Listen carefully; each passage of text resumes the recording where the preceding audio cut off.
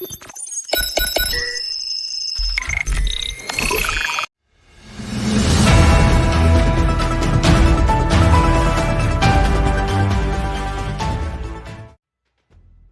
back to FMQ News, where tonight we've got a breaking story from Rome.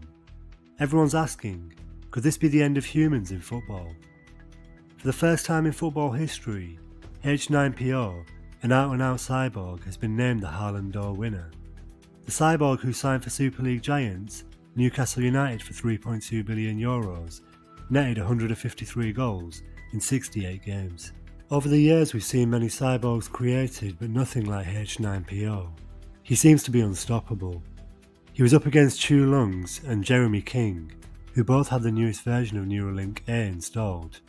But could this be the end of clubs choosing hybrid humans and opting for out-and-out cyborgs? To commemorate the history made tonight, we want to have a look back at how we got here, and how football has developed over the last 100 years. Starting with the Haaland d'Or, which came about in 2067. The Haaland d'Or, named after the man who in 2036 changed the history of football after becoming the first test subject for Elon Musk's Neuralink A chip, Erling Haaland.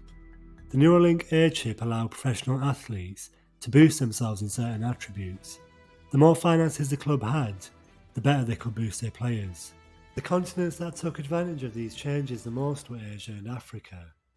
Asia having at the time the largest population in the world, and Africa the second. It was only a matter of time until they produced one of the world's best players. But the difference now was, they had the Neuralink A chip. With the Asian continent already being so far ahead of everyone else in terms of technology, they over the years began to dominate football and take over. The African countries also took advantage, as they were known to produce physical powerhouses. But with the Neuralink A chip, they boosted players' technical abilities, which allowed them to become complete footballers and also have periods of dominance. Out of the last 40 World Cups, 60% of them have been won by either Asian or African countries. One of the biggest things to happen in the last century is the transfer of Nico Gonzalez to Chelsea in 2072.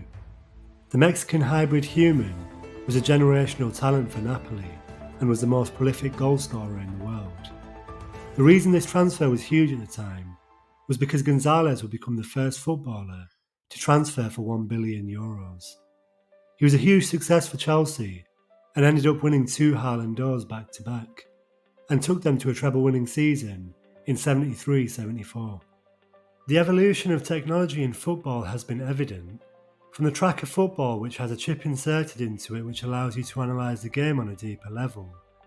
It also has the ability to change pressure depending on the weather, to also introducing different camera angles that have been brought in to give viewers a more immersive point of view, from VR to chess cams. But nothing comes close to the cyborg referees and assistants, who in 64 years are yet to make one wrong call. They were first introduced in 2055, after fans completely turned against VAR, after decades of wrong calls in its years of existence. The fans, players and managers needed something more accurate and something they could trust. When cyborg referees were first introduced into the game, they were tested in friendlies for a few years, as FIFA wanted to see if the prototypes would be up to speed with the game. It took 4 to 5 years to tweak and develop the cyborg to what it is today, but since they first made an appearance in the top flight, in 2060, they've not made a single error. With all the new camera angles, the pitch is completely covered, so nothing is missed. There's no wait time for decisions, as the cyborgs were able to alert straight away when something is wrong. With the change in technology, fans are able to attend matches that are on the other side of the world, as they can experience being in the crowd in the comfort of their own home, through VR. This has allowed teams to gain more in popularity and have a bigger fan base, but also gain in revenue. Football is an ever-growing sport, and with all the new introductions over the years, more fans have been wanting to see the action with their own eyes. The attendance for matches kept on growing over the years, so bigger stadiums were created to fit in all the eager fans. But in 2102, history was made, as the first 1 million seater was created, the Meg Stadium. The first match that took place here was dubbed as the Battle of Football. It was an all-star match with a team of the best 11 hybrid humans, taking on for the first time a full 11 of cyborgs.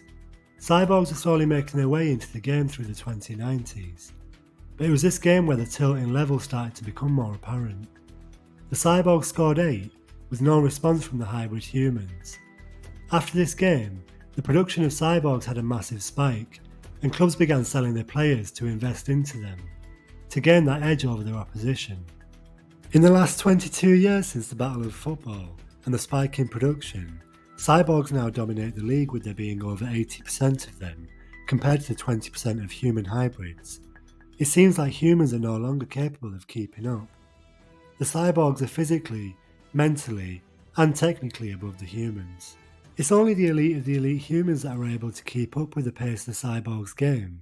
Players like Chu Lungs and Jeremy King are still some of the best players in the Super League, but they play for two of the wealthiest clubs, which means they have access to the most recent upgrade of Neuralink A, which costs around €60 million. But even still, clubs would rather opt for cyborgs, as they're more reliable, consistent, and are less injury prone.